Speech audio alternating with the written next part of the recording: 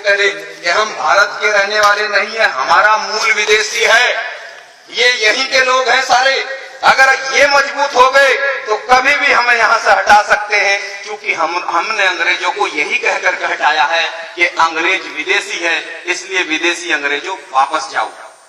तो जब तक ये लोग कमजोर रहेंगे, मैं नहीं कह रहा हूँ, खुद पंडित जवाहरलाल नेहरू ने अपनी किताब में लिख रखा है, वहां से पढ़ करके मैं बोल रहा हूँ, बाबा साहब ने भी सारा पूरा धजिया उखेड़ी है इनकी। इसके अलावा एक किताब लिखी महापंडित राहुल साकरतेन, ब्राह्मण, बहुत बड़ा विद्वान था, उसने लिखी ओल्गा टू गंगा। ओल्गा नदी रूस में, गंगा नदी भारत में। उस किताब में पूरा वृत्तांत है, पूरे डायलॉग है, उसके अंदर प्रमाण दिए गए, लिखा गया। उसमें क्या लिखा कि किस तरह से आर्य ओल्गा नदी के तट से चलकर गंगा नदी के तट तक कैसे कैसे पहुंचे, उसमें लिखा हुआ है। ऋग्वेद के अंदर, ऋग्वेद भारत की सबसे प्राचीन किताब है, जिसे ब्राह्मणों के बाप ब्रह्मा ने लिखा है। उस किताब के अंदर लिखा हुआ है, हमारे बड़ों का नाम लिखा है राक्षस, असुर, दानव, दैत्य, दैत्य, बंदर, गधा, कौवा, और ब्राह्मणों ने अपना नाम लिखा उसमें देवता, हंस, ठीक है ना। अपने ये इतिहास नाम बदल के इतिहास लिख रखा है। कभी आप किसी मुकालते में पढ़ लो ऋग्वेद, उससे प्राचीन किताब नहीं है भारत में, सबसे प्राचीन किताब ऋग्वेद है भारत की। उसके बाद फिर 3 वेद लिखे गए, उसके बाद उपनिषद लिखे गए, उसके बाद रामायण और महाभारत आई, उसके बाद भागवत गीता आई, और भागवत गीता के आने के बाद ही हमें भारत में चमार बनाया गया। उससे पहले केवल 4 वर्ण थे, ब्राह्मण, क्षत्रिय, वैश्य और शूद्र, 4 वर्ण थे। जाति बाद में बनी। इसलिए सम्मानित भाइयों, युद्ध में तो हम जीत गए, युद्ध में तो हम लोग जीत गए, लेकिन वो जो आर्य थे उनके 3 नेता थे। एक का नाम था ब्रह्मा, दूसरा विष्णु और तीसरा महेश। उन्होंने मीटिंग की, और मीटिंग करके उन्होंने कहा कि युद्ध लड़कर हम इनके साथ कभी नहीं जीत सकते, इनके साथ मिल करके छल कपट करेंगे, तभी जाकर के हम इस देश पर कब्जा कर सकते हैं। उनके खुद के देश में अकाल पड़ गया था। अकाल किसको कहते हैं? अगर आज बारिश शुरू हो जाए और 3 महीने तक बारिश पड़ती रहे शुक्र ताल के आसपास, तो यही अकाल है, खाने पीने की चीजें खत्म। तो उनके देश में अकाल पड़ गया, औरतें, आदमी, बच्चे सब मरने लगे, तो वो भारत की तरफ चले। उन्हें पता था कि इस देश से सीधा आदमी कहीं का नहीं। इसलिए सम्मानित भाइयों, उन्होंने कहा कि भाई इनके साथ मिलकर होगा काम, ऐसे नहीं चलेगा। तो वो लगभग 5-6 हजार लोग आए थे घोड़ों पर बैठ करके, और उनके साथ मुश्किल से 40-50 लड़कियां थी, और उन लड़कियों में सबसे सुंदर लड़की थी पार्वती।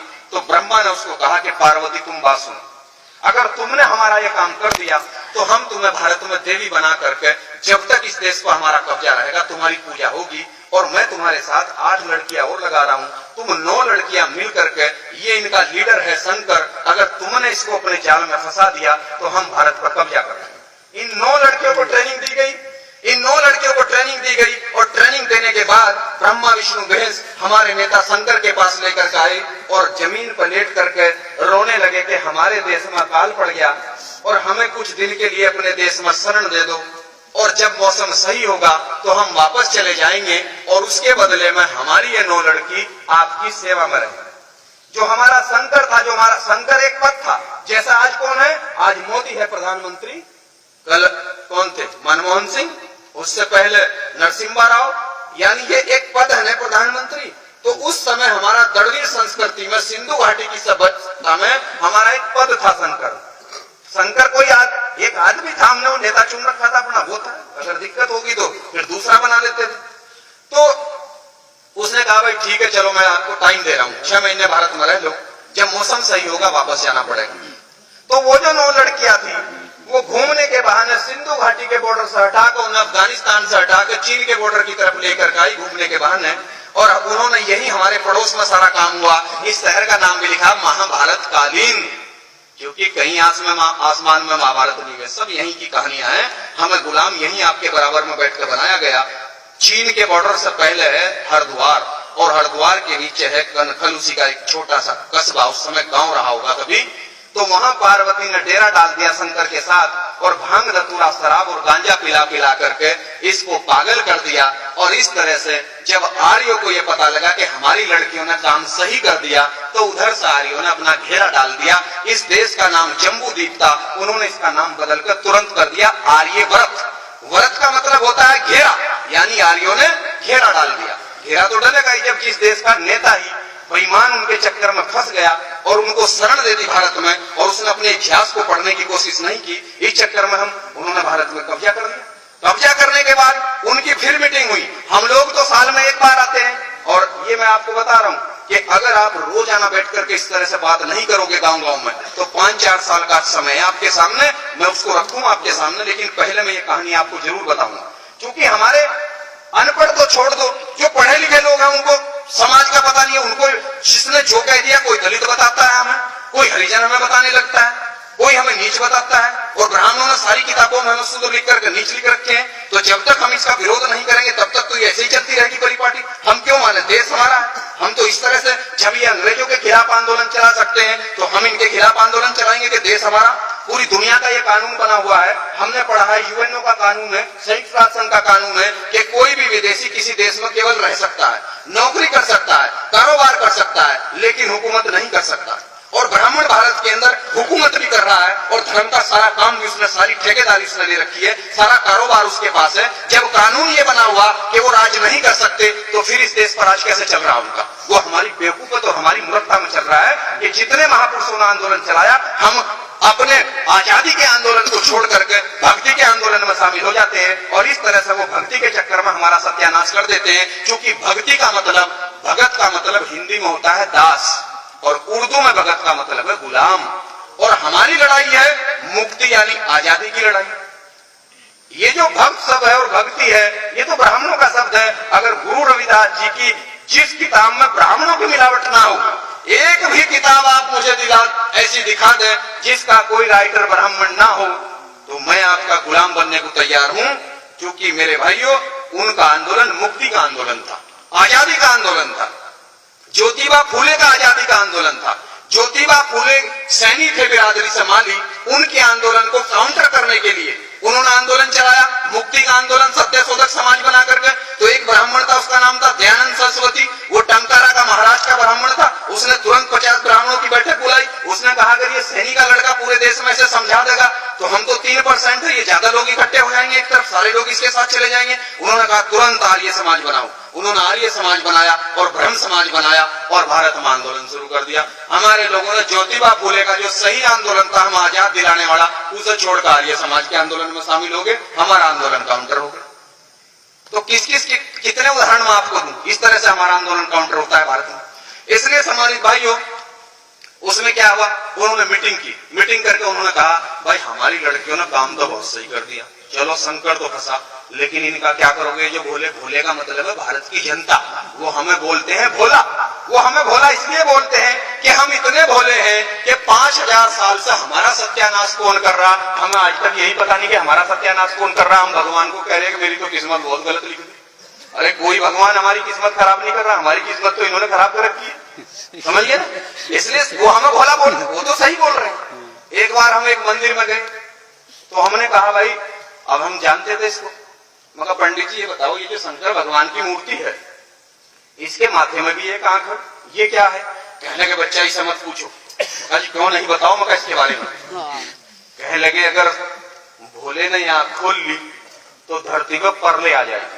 परले, अगर इसकी संधि विच्छेद करो इस शब्द की, तो पर का मतलब होता है पराई, और लय का मतलब होता है व्यवस्था। यानी अब उनकी व्यवस्था इस देश में, तो ये व्यवस्था पराई हो जाएगी। और अगर भोले ने आंख खोल ली तो व्यवस्था तख्ता पलट हो जाएगा, परले आ जाएगी। तो इसका मतलब क्या? भोले कौन है? हम। और यहाँ क्या होता है? दिमाग, बुद्धि। तो उनको ये डर है कि जिस दिन इन भोलों की बुद्धि खुलगी कि हमने इनका सत्यानाश कर रखा, तो ये भारत में आंदोलन खड़ा करके हमें भगा सकते हैं। इसलिए उनके संकेत हैं, उनके संकेत हैं। जितने देवी देवता और जितने उनके सारे देवता हैं, किसी के गले में सांप भी है शंकर के अलावा, शंकर के गले में सांप है, ताकि ब्राह्मण का बच्चा भी पहचान ले, अच्छा सांप। सांप क्या? नाग। उसके गले में क्यों डाल रखा? क्योंकि हम सब लोग नागवंश के हैं, ताकि अगर कोई ब्राह्मण का लड़का या लड़की आए तो वो तुरंत उन्हें देखकर पहचान लगा, क्योंकि उन्हें अपने वंश का पता है। गधे तो हमें पता नहीं है। उनके तो 7 साल के बच्चे को भी पता है कि वो किस नस्ल के लोग हैं। उनकी नस्ल अलग है और हमारी नस्ल अलग है। वो अपने इतिहास को जानते हैं, हम अपने इतिहास को नहीं जानते। वो तो उसका सांप देखते ही पहचान लेते हैं, अच्छा ये आदमी हमारा नहीं है, क्योंकि वो हमारा आदमी है, क्योंकि नागवंश के लोग हम उन्होंने बता रखा है नागवंश का साथ इसने हमारा दिया था और यो आदमी हमारा नहीं है, क्योंकि वो जिसका इस्तेमाल करते हैं बाद में 4 लात उसको जरूर मारते हैं, उसे गद्दार भी वो ठहराते हैं बाद में, पहले साथ लेते हैं फिर उसको गद्दार ठहरा देते हैं बाद में। हनुमान जी का भी उन्होंने ऐसे ही किया था। पूंछ कितनी बड़ी लगा रखी है, पिछड़ी जाति का आदमी था, कितनी बड़ी पूंछ है। और कुछ पागल लोग क्या कहते हैं, उस जमाने में भाई पूंछ होती, अरे अगर वो बंदर था तो बंदर जो है आदमी की तरह कैसे बात करने लगा भाई, बंदर आदमी की तरह कैसे बात करने लगा, लेकिन आदमी की तरह बोलता था। और अगर उस जमाने में सभी का पूंछ होती तो जब हनुमान जी को इतनी बड़ी पूंछ थी तो राम जी को इतनी सी होनी चाहिए, होनी तो चाहिए थी। तो ये तो हमारा बना रखा है, इन्होंने बहुत अच्छे वाला बना रखा है। इसलिए सम्मानित भाइयों, उन्होंने ब्रह्मा ने कहा कि इनका इलाज भोलों का मैं करूंगा, और ब्रह्मा बैठ के लिख कर लेकर के कलम, और कलम के मामले में ये कसाई है। बाबा साहब ने लिखा है कि ब्राह्मण चेहरे से भोला होता है लेकिन दिल से कसाई होता है। और जब वो कलम उठाता है, अंग्रेजों ने भी लिखा है, W.B. जॉर्ज अंग्रेज ने लिखा है कि जब ब्राह्मण कलम उठाता है तो वो उससे लोगों को अधिकार वंचित करता है, वो सबको अधिकार से महरूम करता है, वो किसी को अधिकार नहीं देना चाहता, अधिकार वो अपने पास रखना चाहता है, बाकी सबको वो गुलाम बनाकर रखना चाहता है। जब भी वो कलम उठाता है तो ब्रह्मा ने कलम उठाई और कलम उठा करके उसने लिखा ऋग्वेद, और ऋग्वेद लिख करके उसने कहा पूरे देश में ढूंढी पिटी कि भाई यह किताब भगवान ने लिखी है। अब भगवान कौन, हम समझ रहे कि भगवान ब्रह्मा उनका बाप था, उनका नेता था, जैसा हमारा नेता शंकर था उनका नेता वो था। कि भाई ये उसने भगवान ने किताब लिख दी, और इस किताब में जो लिख दिया जो सबको मानना पड़ेगा। अब उस किताब में उन्होंने क्या लिखा, उसमें उन्होंने लिखा पहले नंबर पर ब्राह्मण होगा और इसका काम पढ़ना और पढ़ाना होगा, दूसरे नंबर पर क्षत्रिय होगा, इसका काम हथियार रखना होगा और देश पर राज करना होगा, तीसरे नंबर पर वैश्य होगा, भारत की सारी जमीनें इसकी होंगी, जमीनें हमारी थी, जमीनें सारी बनियों को दे दी। अगर इस देश में अंग्रेज ना आते, मुगल ना आते और बाबा साहब संविधान न लिखते तो चाहे जाट हो या गुजर हो या कोई हो, 1 इंच जमीन किसी के पास नहीं थी, सारी जमीनें ऋग्वेद लिख करके बनियों को दे दी गई थी। गांव के गांव, अब से 300 साल पहले गांव के गांव बनियों के होते थे। और जो पुराना आदमी यहाँ बैठा होगा, जिनको थोड़ी सी भी समझदारी होगी, उनको पता होगा कि ये तो आजादी से पहले तक सारा का सारा जमीनें तो बनियों के हाथ में थी, जबकि जमीनें हमारी थी सारी। इसलिए सम्मानित भाइयों, उन्होंने तीनों ने काम ले लिया, एक ने पढ़ने लिखने का काम ले लिया, एक ने राज करना ले लिया और एक ने सारा कारोबार ले लिया। और जो हम इस देश के असली मालिक थे, जिन्हें वो भोला कहते